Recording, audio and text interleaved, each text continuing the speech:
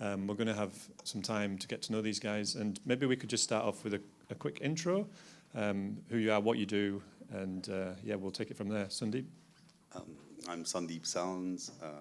I live in Perth, father of 5, married. I've got 6 grandchildren and a 7th on its way. Everything you read about me on Interpol is probably true. I've lived in Scotland now 35 years. I studied in Dundee as an architect and now own and run coffee shops. So I'm Cully, happily married for 25 years, just recently. Thanks very much.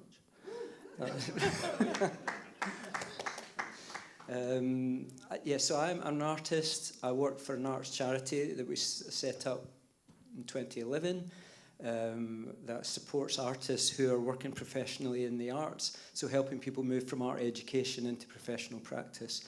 So very much in line with the vision of Thrive. So that's me. I'm Trish, married to Cully. I am Professor of Social Work at University of Dundee and also Deputy Dean there in one of our large schools, academic schools. Excellent. So we've got 3 very different backgrounds, 3 very different workplaces, and we're going to jump right in with some questions. So Trish, you've got the microphone. I'll start with you. What shifts have you noticed in how workplaces have viewed faith in the last 5 years? This may be particular to my workplace, but probably, one of the key shifts is the movement of faith and belief into kind of formal HR policy, where there's a kind of formal recognition of recognising a person's faith and ensuring that they have the kind of freedom to express that. So that's kind of one of the key shifts, and that's linked to the kind of rise of equality, diversity and inclusion in the workplace and protected characteristics. Linked to that is recognition and promotion of multi-faith initiatives. So Christianity very much sits in my workplace within that kind of multi-faith space. And the last thing of that is the movement of faith into what is sometimes quite a contested space. So it sounds like that's a really good thing, but actually faith almost becomes tangled up in what I might call kind of identity politics and this sense of who an individual is and what matters to them. So that's kind of some of in a university where faith, it's almost quite a kind of intellectual and or political thing. Thanks, Trish. And just kind of jump into Cully for a second to kind of get an idea of, Derek was talking earlier about this sense of call and, almost like, why am I here? And for art, I guess, it's kind of like a very strong calling because, people do it because they love it. But how have you seen that kind of Christian values and that sense of call? You're working with people like that every day. How is that changing and where have you seen that at work? Yeah, first of all, people do art for the money. Yeah. Yeah, and then they go, I'm not making any money, but I love this, so I'll keep going, yeah. And then they marry someone who's got a good job, maybe. Sweet. That's the way to do it. Yeah, just what Trish said, actually, it's quite similar in the art world. I would say that there's a kind of openness to, there's this kind of philosophical world, so you're open to questions, and that could include, is there a God, and so on. But the Christian faith, specifically in line with the changes towards, again, equality, diversity, inclusion, transgender, gender politics, and so on, the Christian faith, I think, would be seen really negatively within the art world. It would be seen more right-leaning. So that's a big thing that I've noticed. So generally, people would be happy to maybe talk about God, but when it comes down to the crunch issues, it becomes more polarised. Just to dig into that a little bit more, I guess you've seen that's an observation of like the lay of the land. Are there artists, Christian artists, then hiding away from that, or are they kind of, because art is essentially expression of life, isn't it? You want to speak into these topics. How are artists responding to this head-on challenge. Yeah. I think one of the difficult things, but when you describe art, it's so multidisciplined, and there's so, because someone could be working in the arts as a graphic designer, so they're working on commission, so they're just designing the brochure for the golf club or whatever it might be, compared to someone who's a fine artist then who has more autonomy over what they make. So it's really different worlds in terms of how you could voice what you think. Yeah. What about personally for you then? Like, if you think, like, is there a way that you're addressing it, do you think? Yeah. So I did a master's 2018 in the subject called Art, Society and Public. So I was really interested in the idea of the art or artists or Christians working in the arts and working, in the public arena as well. So we've got a couple of art gallery spaces that are in the public space. One is actually 5 office windows that belong to the church here, and the church have given me permission to use the windows to put art in there. And that's art made by people who are not Christians, so you bring in different communities together, artists with different opinions, and so it allows you to have conversations. And the other project is in Slessor Gardens in Dundee. It's 18 billboards, and it's called Sharing Not Hoarding, and the idea of, again, just inviting artists to respond to what's happening in the city, with the developments with the V&A. We set up that project to say, what do we think about, what do artists think about what's happening in the city, but to include a Christian voice in that as well, but not just to include a Christian voice, to have a conversation with other people that care about the city as well. It's good. No, it's good. You can pass it on to Sundeep. I guess I was pressing you a little bit because I think you do ask, you do ask some questions. We'll maybe come back to that in a minute. So Sundeep, I'm going to incorporate one of the questions from the floor with a start of a 10, because I think it ties in really nicely. And it says, we say God can use even deeply flawed people. Why do we still say God could not possibly use a person for different purpose because of their character flaws? And I guess where I want to go with that is blend, really. I mean, and you've kind of had this passion and this vision for, like, ministry through coffee, which sounds perfect, actually. Tell us more about, like, the what's behind Blend, and then move into, like, how you work with people who come to work for you. I'm basically a drug dealer. I sell caffeine and sugar to people. And it's a really. Are we recording this? It's a really effective evangelical process. I think faith has become really irrelevant to so many people because of the generational collapse of faith as a society. So I don't spend too much time trying to justify faith anymore, in the sense that there's no. I mean, you've heard me say this a few times. I don't see this as a post-Christian culture. I tend to see it as a pre-Christian culture. And it just helps me clarify how I approach it, in that we're not trying to defend something from the past. We're monks coming up a river, in a little boat, ready to establish in the pagan land what the gospel is, through action, through a monastic space that we feed ourselves in, and an expressive space, which is you serve your community in whichever way it's needed. It's maybe easy for me. I'm a migrant. Most people think I'm Muslim. I just have to clarify it, but maybe I'm an outsider, so I get into spaces that a lot of people don't do. But I've come to realize that actually, when we spend so much energy on that defense, that siege mentality, it drains us. We've lost all our creative juices because we're always trying to find a place.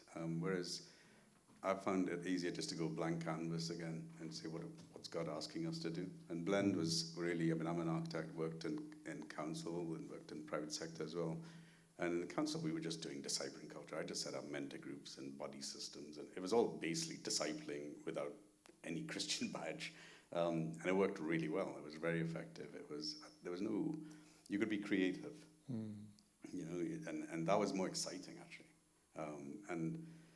And sometimes, and so Blend was, coffee was simply this. When I'm an architect. I build so many. So I'm hogging time. I'll go quick with this. we spend so much money on buildings and infrastructure, and that tends to take most of our Christian resource. My father used to say most Christian resources simply spent on Christians, convincing them to remain Christian, and there's very little left, in our thinking space. And so, whereas if you sort of say, well, actually, how do you create a different engine, which isn't a church, institutional church engine, it's a different vehicle. And there's simple numbers. A church building, new building with us, about 2.5, 3 million to build. Serves about 400 odd people weekly. Maybe say 1,000, 1,200 people a week get looked after by something like this. Costa franchise is about 200,000. You buy it, and the average Costa sees about 3,000 people. You get 10 Costas for that same 3 million. There's 30,000 people that you can directly affect. My little coffee shop, 12 years old, interacts with just under 4,000 people every week. And maybe just to pause there, so I'm going to bring in a question. I think people in this room know you, Sundeep. It says, you make a fantastic cortado, but what makes a coffee shop run by Christians different, which I think is where you're going. Yeah, I think the key thing is it's what Gavin talked about briefly, and then Derek. Do we truly believe in an incarnate God? Right, and I think this is the mistake. I'll maybe take a different tone from others. That I think subliminally, including myself, we think we're salespeople for Christ. We're trying to get people to use the toothpaste that we use. And actually, we're not even using our own toothpaste. And our breath smells, when we go into these environments. And that puts pressure on us. Like the tone of some of these conversations I'm hearing today is even that sort of sense of, I need to be bold, Duty. I need to be, because essentially we're trying to sell something. And I think we've got to be in the aroma space, which again, Gavin mentioned, like what is the perfume we emit that people say, gosh, you smell nice. Right? And the coffee space is just that. We wanted people to experience a kingdom space, like belong before belief, spend more time with fewer people. It was and discover, like seek revelation. Like I promise you, this morning, Frank was asking me what I plan to say today. I had nothing to say today because I'm trying to discover what God will reveal to me today. It's a different set of pressure. It takes away a huge amount of pressure. And you can enter rooms seeking God. That's good. That's good. I think one of the things I've learned from you is like your team and how you treat it. But yeah, we'll need to keep moving. I think, Trish, we're going to come to you next. And I'm going to combine a couple of questions. It's really interesting, and thank you for these honest questions. I think Derek's kind of set us off on a trajectory which has really helped. And a few people are saying, basically, I'm just going to read these out and put two together and let you pick it up. I've grown very busy with work, maybe less busy with God. How do you get back and create a habit of relying on God and also his people? So that's the first one, is like the weight. I know you have a busy, responsible job too. And also, I've had a very busy day and I'm exhausted. I literally have no time to do evangelism at work. So hearing these talks can make me feel guilty. What's your response to that? I'm hesitating because there's a response that's really easy to say, but really difficult to do. And I think, Martin, we've spoken about this, that I for a long time, not intentionally or consciously, have kind of held my faith and my work lives separate. And mixed into that is being a mum and being a wife and all of that, where you're working very hard to make sure that work, this thing that you've somehow put in this secular box, doesn't impinge or overrun on the thing that is your heart, your faith.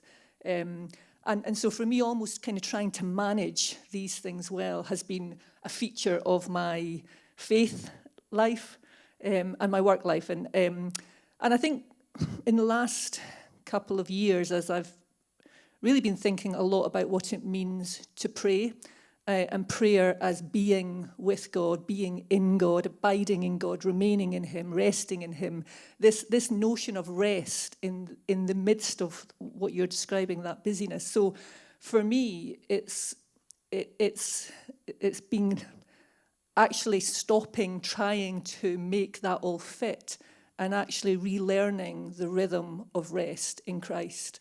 And that rhythm for me is a consciousness. It's in the busyness, it being heart work rather than getting it right, saying the right thing, not offending, but actually what does it mean to be in this space as my full self, and believing that God will do what he wants to do in that. So it feels like not a very neat answer, but for me the call of God has been find your rest in me, and through that place of rest, which sounds completely counter and contradictory, that's how you do it. And yeah, it's absolutely surrendering and failing, all of that, and through that God being your strength, your rest. For me, there's a verse, you've heard it.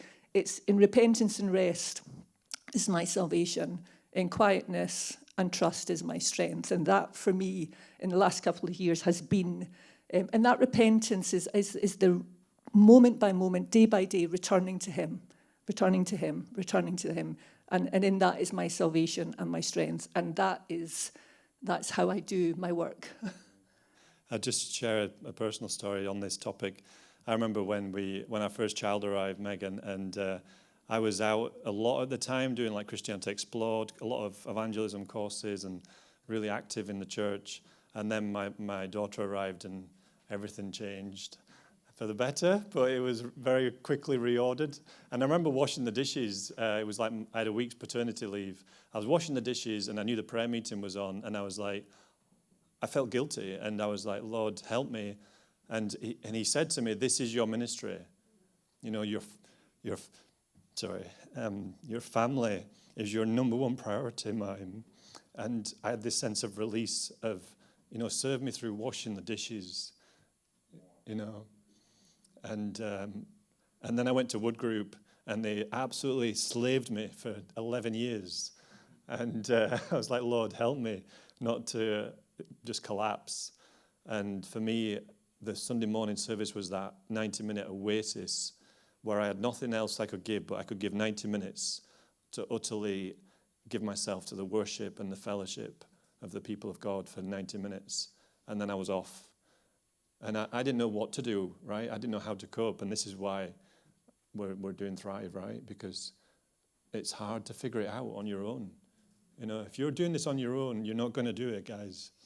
I had people in Aberdeen who loved me and walked with me and prayed for me. So anyway, I wasn't going to share all that, but hey, we're being honest tonight. So there you go. Changing topic a little bit, we're on to contemporary art. We're going all over the place tonight. Cully, we've got a question for you. Yeah, it's not for Trish. You can answer if you want. What great contemporary art are you seeing, and who is creating it? Oh, what great contemporary art I'm seeing. We've got art lovers out there. Okay, well, I would recommend the Andy Goldsworthy exhibition that's on at the Royal Scottish Academy at the moment. 50 years of Andy Goldsworthy. He's a landscape artist, and it's interesting because if it was a Christian, he's not a Christian, but if he was a Christian, or you'd expect a Christian to care about the world and the environment they live in, if you go into that exhibition, you'll see someone that really cares and really notices about the world around them. That's that, I would recommend. It's £19 though, so that's quite expensive. But it's worth it.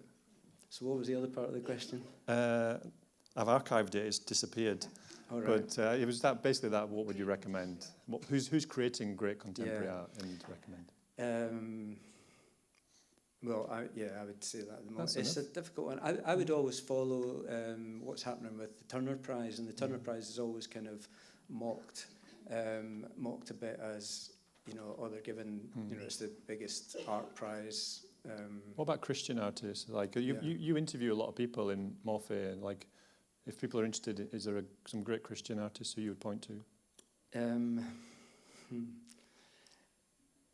You can have a think if you want. I can come back to you. Yeah, I'm just trying to think. I'm just trying to work out how to answer that, because I could answer it more generally in the sense that I think one of our kind of visions and aims with Morphē is recognising that the culture shapes, or people, the art shape the culture that we live in.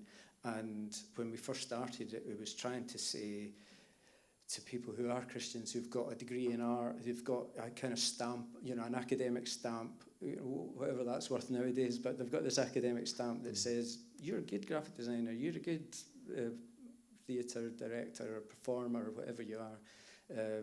So be good at that in those industries. And I think what we're then wanting to encourage people to do is work in that industry rather than not be in it, or maybe, you know, come and do stuff for the church, for instance. Not that there's anything wrong with that, but we need more artists out in the art world. And so I would say, yeah, because it's hard to say. Okay, I'll tell you someone, a woman called LaQuena.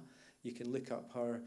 She's a graphic designer, and she's kind of skyrocketed in her career. She's based in London, and but she's got a family as well. So she's an interesting person. She's a Christian, interesting person to follow in terms of someone that is kind of moved really quickly up in the art world, but with a family and as a Christian. And we've got Morphē is based in London as well. I'm based in Scotland, but we've got a group in London and Wales as well. And so we're able to just get alongside her and support her as she could be just trying to navigate that world so that she's not on her own as well. That's great. So LaQuena. Yeah, you can pass it on. That's okay. Sundeep, you're next. So we've got a question here. I pray on the way to work, but it's a full-on day and mentally maxed out and only consciously remember God at the end of the day. What would you suggest? Coffee. Yeah. Can I do one exercise before I'll answer this? Because it's sort of tight. One is look around you right now. Look at this room. Just turn around, guys. Look around.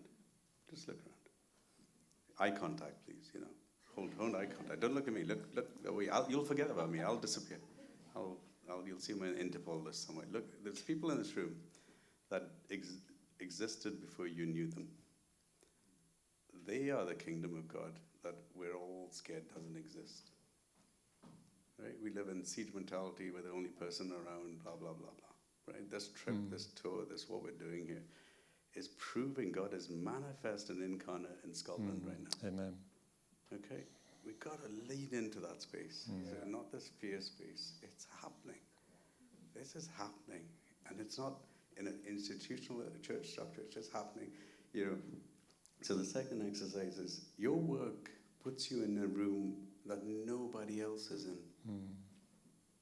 Your pastor, your minister, your youth worker, your wife, your husband, whoever, nobody else but you are in that room. Right? You're the reach of the gospel.